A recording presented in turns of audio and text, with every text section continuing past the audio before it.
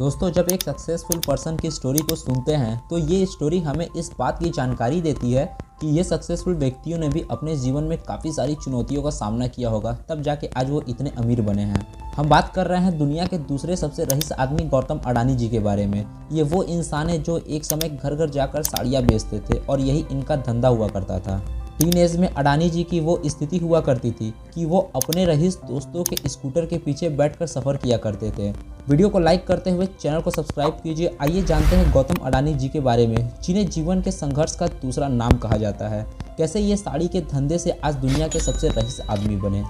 ये कहानी की शुरुआत होती है गुजरात के अहमदाबाद शहर से, जहां 1962 में गौतम अडानी जी का जन्म होता है। गौतम अडानी जी के पिता शांतिलाल अडानी एक छोटे मोटे टेक्सटाइल व्यापारी होते हैं। टेक्सटाइल व्यापारी का मतलब है कि बुना हुआ कपड़ा का व्यापार करते थे, जिसमें कपड़ों के डिज़ाइन, कपड़ों पर रिसर्च और उन कपड़ों को मार्केट में उतारने का काम किया जाता था। गौतम अडानी जी 7 भाई बहनों में पले बड़े हैं और गुजरात यूनिवर्सिटी से उन्होंने कॉमर्स में एडमिशन लिया, लेकिन उसे बीच में ही छोड़ देते हैं क्योंकि उन्हें बिजनेस लाइन में काफ़ी ज़्यादा इंटरेस्ट होता है और उनका एक सपना था कि पिताजी के बिजनेस से अलग होकर खुद का बिजनेस शुरू करना। खुद का बिजनेस करने की चाह में अडानी जी को 1978 में, जो कि काफ़ी कम उम्र के थे, उन्हें मुंबई पहुंचा दिया जाता है, जहां वो मुंबई के डायमंड फैक्ट्री में डायमंड सार्टर वर्कर बनकर 3 साल तक काम करते हैं और वहीं पर वो बिजनेस को काफ़ी बारीकियों से समझते हैं। लेकिन उन्हें अगला ब्रेक तब लगा जब गौतम अडानी के बड़े भाई मनसुख भाई अडानी ने प्लास्टिक यूनिटी खरीदी और गौतम अडानी को ऑपरेशन मैनेजर के रूप में इनवाइट किया। इस काम में ये था कि गौतम अडानी जी को वापस अहमदाबाद जाना पड़ा और अहमदाबाद जाकर अडानी जी इस काम में शामिल होते हैं और काम को करते हैं। और इसी पॉलीविनाइल के माध्यम से गौतम अडानी जी ने ग्लोबल बिजनेस में अपना पहला कदम रखा। 1985 में गौतम अडानी जी ने स्मॉल स्केल इंडस्ट्रीज के लिए पॉलीमर को इंपोर्ट करना शुरू किया। कई लोगों के मन में ये सवाल आ रहा होगा कि ये पॉलीमर क्या है। तो पॉलीमर से ही प्लास्टिक की बोतलें और प्लास्टिक की बाल्टियों को बनाया जाता है। यहाँ तक कि बिजली के तार में जो कवर लगा होता है उसमें भी पॉलीमर ही मिला होता है। उसी के माध्यम से गौतम अडानी जी ने 1988 में अडानी एक्सपोर्ट्स की स्थापना की, जिसे आज अडानी इंटरप्राइजेस के नाम से जाना जाता है। अडानी जी की ये कंपनी एग्रीकल्चर और पावर कमोडिटी क्षेत्र में बिजनेस रन करती है। 90 के दशक में अडानी जी के बिजनेस ने काफ़ी ज़्यादा विस्तार किया और अडानी जी एग्रो प्रोडक्ट में ट्रेड करना शुरू कर दिए। अडानी जी ने ग्लोबल बाजार की मांग में बदलाव को देखते हुए बाजार में और भी ज़्यादा वैरायटी लाने का अवसर लिया। फिर धीरे धीरे अडानी ग्रुप एक अलग समूह के रूप में उभरा और 1996 में अडानी ग्रुप पावर बिजनेस में भी कदम रखे।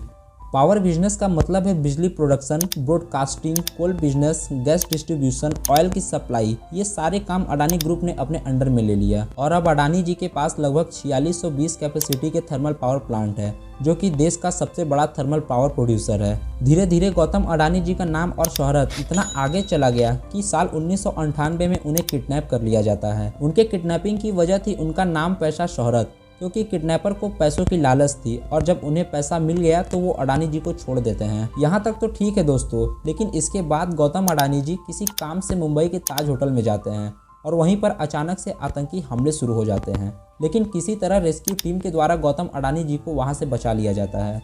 उसके बाद गौतम अडानी जी 2009 से 2012 तक ऑस्ट्रेलिया में एबॉट पॉइंट पोर्ट और क्वींसलैंड में कारामाइकल कोयला खदान का भी एक्वायरमेंट किया। ये गौतम अडानी जो पैसों की वजह से अपनी पढ़ाई से ड्रॉप आउट हुए थे ना दोस्तों, आज ये खुद लाखों लोगों को नौकरी दे रहे हैं। आज अडानी ग्रुप के अंडर बंदरगाह, green energy, real estate, agriculture business, हवाई अड्डा, नेचुरल गैस, इतने के अलावा और भी कई सेक्टर में ये अडानी ग्रुप दिग्गज कंपनी बन गई है।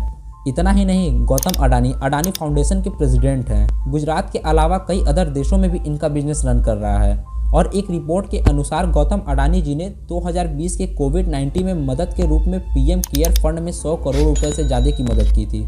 इसके साथ वो गुजरात के सीएम रिफिल फंड में 5 करोड़ रुपए और महाराष्ट्र के सीएम रिफिल फंड में 1 करोड़ रुपए की मदद की थी। तो आज के समय में गौतम अडानी जी के पास इतने बिजनेस है कि हम लोग एक आंख से इनके बिजनेस को काउंट नहीं कर सकते हैं। ये अपने बिजनेस को आगे बढ़ाने के लिए दोस्तों बैंक से लोन लेते हैं।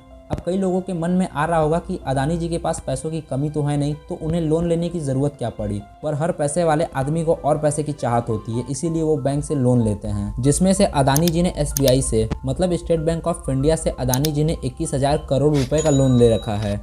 जिस हिसाब से दोस्तों अडानी ग्रुप नीचे आता जा रहा है ना, एक रिपोर्ट बताती है कि ये 21,000 करोड़ रुपए डूब सकते हैं। वहीं दूसरी तरफ बताया जाता है कि अडानी के पास जितना कर्ज है उससे कहीं ज़्यादा उनके पास संपत्ति है। वही बताया जाता है दोस्तों, अडानी ग्रुप पर आई हिंडनबर्ग की रिपोर्ट ने अडानी ग्रुप को करीब 8 लाख करोड़ रुपए का घाटा पहुंचा दिया और अडानी ग्रुप में इन्वेस्ट करने वाले सारे इन्वेस्टरों को काफ़ी ज़्यादा नुकसान उठाना पड़ा। वहीं कांग्रेस का इल्ज़ाम है कि गौतम अडानी ने देश का सबसे बड़ा कॉरपोरेट फ्रॉड किया है। इसे अगर सरल शब्दों में समझे तो हिंडनबर्ग की रिपोर्ट को हथियार बनाकर अडानी ग्रुप और पीएम मोदी जी सरकार पर कांग्रेस ने ज़बरदस्त वार किया।